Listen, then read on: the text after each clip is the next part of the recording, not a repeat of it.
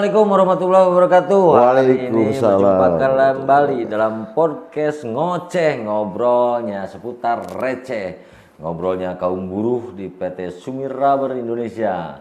Teman-teman, hari ini kita kedatangan tamu yang gak istimewa banget, gak ganteng-ganteng banget, visinya tidak jelas, punya materi apapun kita juga bingung, tapi tetap ini adalah tamu istimewa saya, Bung Muhammad Nur Sidik. Apa kabar, Bung? Alhamdulillah sehat-sehat. Sehat Baik. lahir? Batin. Batin sehat batin? Alhamdulillah. Lahir? Insya Allah. Lahir? Lahir ya setengah-setengah. Oke, gak apa-apa Pak Edik. Hidup memang penuh perjuangan. Iya, siap. Bagaimana setengah itu nanti menjadi full ya. Yang penting mungkin kehidupan ini berkah. Amin, Edik, ya. amin. Pak Edik, bagaimana kondisi keluarga di rumah? Keluarga sehat semua Pak Edik? Alhamdulillah, keluarga semua sehat, lahir dan batin. Ya, Anak sekolah katanya kemarin udah kuliah ya Pak Edik ya? ya benar. Yang pertama kuliah di UBP, yang kedua di Bandung Stikom. Ya, yang ketiga di SMK ngambil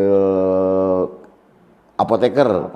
Ya, ya. Kalau UBP kaitan dengan hukum, kalau Stikom sekolah teknik, gitu ya? Ya. Kalau apoteker? Ya dengan obat-obatan. Gitu ya. Farmasi. Ya benar, farmasi, Mbak. Nggak ada hubungannya dengan dokter Andes.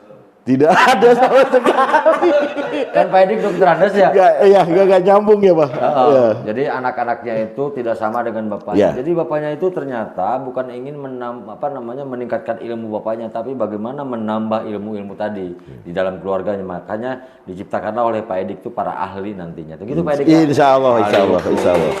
Ahli teknik, ahli farmasi, apalagi ahli farmasi ini kaitan dengan kesehatan. Kesehatan, benar. Mengingat orang tuanya kan ini kondisinya potensi bersakit-sakitan nih. Minimal nanti ada itu.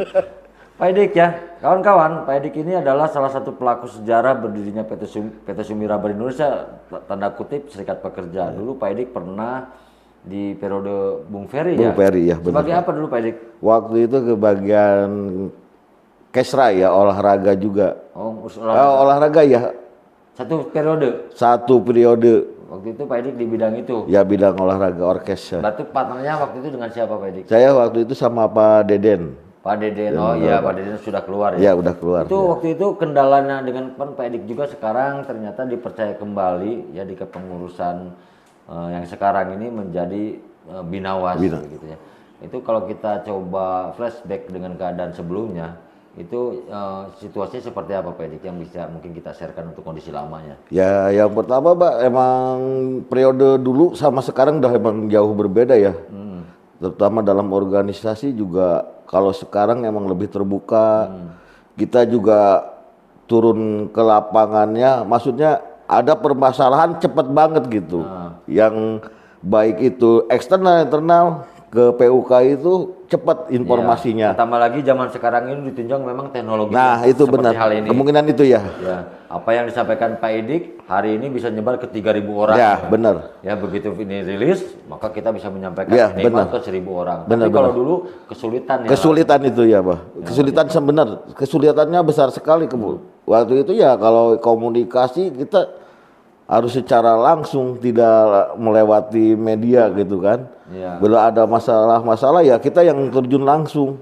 Pak Edik, kan kaitan dengan organisasi dari dulu sampai sekarang tentunya pasti terjadi plus minus gitu ya. Kalau bicara plus, Serikat Pekerja itu sebetulnya tidak perlu pujian karena memang tugas Serikat Pekerja itu. Tapi pada saat minus atau hal-hal yang tidak pas ya, tentunya Serikat Pekerja tidak berpikir tentang kurang, tapi tidak pas diterima oleh anggota dari dulu sampai sekarang. Itu bagaimana tuh kita sebagai Serikat Pekerja harus seperti apa? Ya pertama-tama ya kita harus juga terbuka juga ya menerima masukan begitu ya, walaupun apa itu negatif atau positif. Ya kebanyakannya kita sebagai pengurus nilainya negatif sih dari anggota itu. Dari dulu sampai sekarang juga pasti negatifnya yang dinilai, bukan positifnya. Kenapa saya bicara begitu?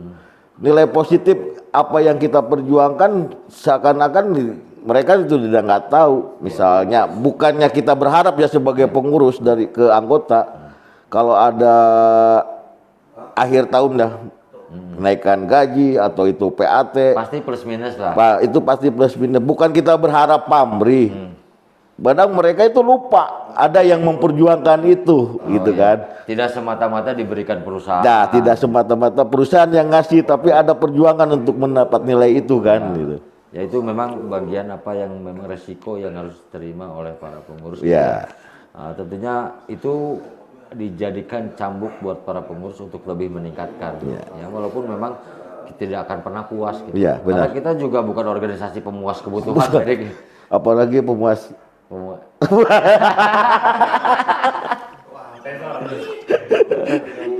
Oke Pak Sidik, hari ini Pak Sidik kebetulan berpartner di bidang binawas, pembinaan dan pengawasan dengan siapa Pak? Ya, Pak Muhammad Ali ya. Pak Muhammad Ali. Ya. Oh iya, Pak Sidik sebagai partnernya Pak Muhammad Ali dengan kondisi yang sekarang di lapangan.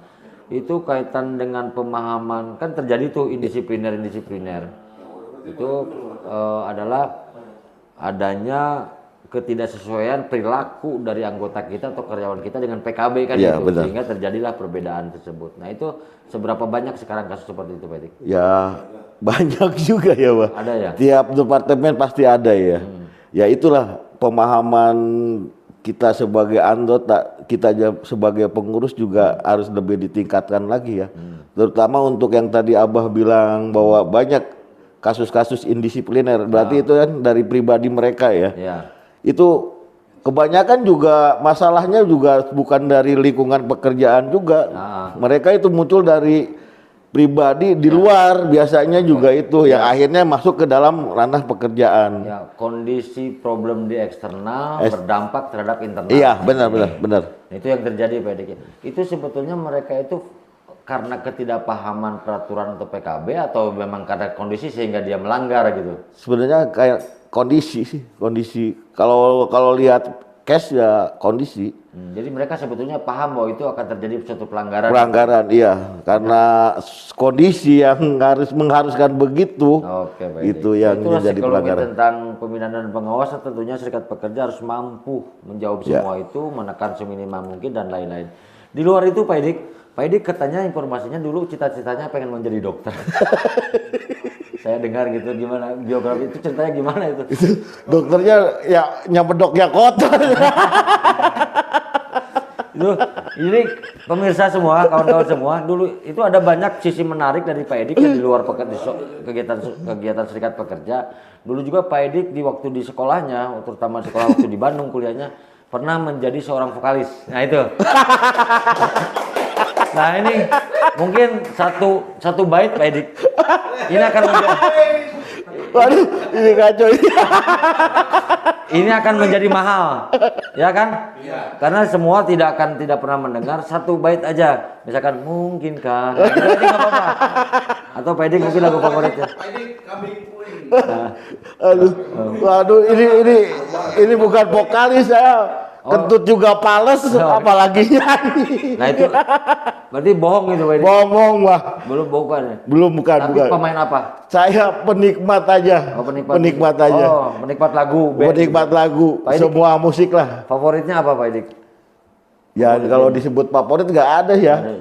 Saya semua menikmati, kalau emang enak didengarkan, ya itu yang saya nikmati. Oh, ya, pada saat dinikmati dan didengarkan kemudian dinikmati, tentunya ada yang menjadi hafal kan? Coba kuning. Yang kemudian menjadi hafal tentang lagu itu kan gitu. Apa tuh kira-kira satu lagu yang dihafal selain Garuda Pancasila? Ya ini ya khususnya ini. Spesial hari ini saya akan menyanyikan lagu bahasa Inggris ya. Ini dikhususkan untuk teman saya bidang 1 Pak Aples. Ya. Saya akan menyanyikan sebuah lagu bahasa Inggris. Happy birthday to you. Happy birthday to you. Happy birthday, happy birthday, happy birthday to you. Itu yang bisa saya sampaikan, Bah. Itu kebetulan Pak Pres memang lagi Ulang tahun sekarang. itu lagu benar-benar spektakuler tadi. Lagu itu dikenal bukan hanya di sedunia, tapi di akhirat. Ya, oke Pak Edik. Ya, oke. Pak Edik selain musik tadi, Pak Edik punya hobi apa Pak Edik? Olahraga yang paling dominan apa Pak Edik? Kalau olahraga Aduh ayam. semua bisa, cuman karena faktor umur ya, Bah. Kemarin saya terakhir itu futsal kan sama rekan-rekan PUK sama koperasi. Karena faktor umur, napas sudah ngos-ngosan ya nggak bisa. Tapi sekarang. main ya, main. Main. Walaupun banyak diamnya daripada lari. Artinya dulu Pak Edik waktu mudanya menyenangi pertandingan. Semua jenis olahraga saya bisa lah gitu. Ahli mah enggak cuma bisa gitu kan. Renang. Renang gaya batu bisa. Oke Pak Edik. Pak Edik ada dengar cerita juga waktu itu dulu Pak Edik sekolahnya STM apa SMA ya? Kalau saya SMA. SMA ya? SMA. Itu katanya Pak Edik ya, mohon maaf nih Pak Edik. Ini juga sumber nih. Sumber yang saya lihat di Google. Pak Edik dulu waktu SMA-nya Playboy, bener nggak Pak Edik? Waduh. Ini Google salah nggak nih? Ini salah kayaknya, salah itu Google. Playboy, maksudnya mungkin laki-laki yang bermain. Oh. Laki-laki. Bukan bermain dengan laki-laki kan, bukan? Pesan bawa minyak goreng. Enggak ya Pak Edik ya? Enggak, bukan, salah itu. Jadi ada satu sejarah Pak Edik itu saking cinta sejatinya di luar Jawa ya Pak Edik ya. Sampai suatu masa Pak Edik harus mengejar cinta sejatinya itu. Oh, Sejauh itu Pak sejauh itu bener. Lintas pulau. Lintas pulau. Hanya untuk menggait hatinya ya sampai dengan berjodoh sekarang. Sekarang alhamdulillah ya sampai punya anak 5 ya. Anak 5. Ya. Itu Alhamdulillah. perjuangan yang dulunya waktu bujangan itu sampai berdarah-darah lah ya. Ya kalau diceritakan mah sedih ya, Bah. Jadi kalau zaman dulu saya pasti ingat kalau daerah Sumatera itu pasti namanya apa ya? Totoang. Totoang dan loba teuing, Bah, bener. Perjalanan ke sana. Dari perjalanan dari kita dari Jawa sampai ke Sumatera itu waduh bener. Perjalanan 12 jam. 12 jam dengan situasi banyak lahan-lahan atau kebun-kebun atau hutan lah, hutan-hutan yang kita lewati itu panjang-panjang itu, Bah. Sampai kan di perjalanan itu kan dari Lampung tuh, dari Bakaun itu ke Palembang itu sekitar 10 jam 12 jaman pakai kendaraan pribadi itu. Ya. Dengan kondisi waktu itu ya gak paham juga medannya, gak apal juga daerahnya. Ya karena nekatnya itu yang kata apa? Karena cinta. Apapun dikejar. Gitu. Lautan kan ku seberangi, gunung kan ku daki, itu kata lagu itu juga. Ya sampai akhirnya ternyata memang jodoh Insya Allah itu, jodoh mudah-mudahan. Jodoh itu memang diciptakan oleh Allah ya, sehingga sampai sekarang berjodoh. Iya. Walaupun sebetulnya niatan adalah ya, Iya. saya akan menambah jodoh. Ayamnya. Nah, kalau peribahasa kan kalau istri itu berarti 3 ya. Ketiga. Tapi kemampuan, Kemampuan baru 1. oke nggak apa-apa Pak Edik. Iji oke liur, Pak.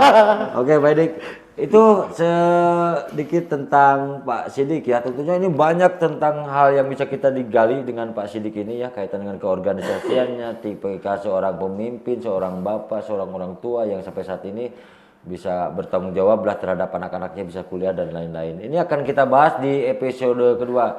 Untuk itu terima kasih Pak Sidik. Ya sama-sama, Pak. Assalamualaikum. Assalamualaikum warahmatullahi wabarakatuh. Waalaikumsalam warahmatullahi wabarakatuh. Ngoceh, ngobrol seputar receh.